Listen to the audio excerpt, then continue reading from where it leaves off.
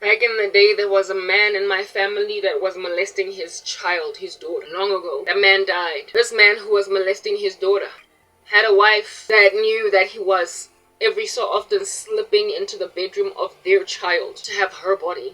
And this woman did nothing. If anything, she established a passive aggression within herself against the daughter because she imagined, my husband finds you more favorable than me. And so this child endured sexual harassment in a household where she was despised by her mom, raped by her dad, and ignored by the rest of the siblings because the taboo was understood in favor of the man that just kept on doing this thing. Wonke umuntu chose to slip it as a rug underneath, as a dirt underneath a carpet, because we don't want to have to deal with a sexual deviant in the house and face the taboo of that in the community, especially considering the deviant is a sole provider.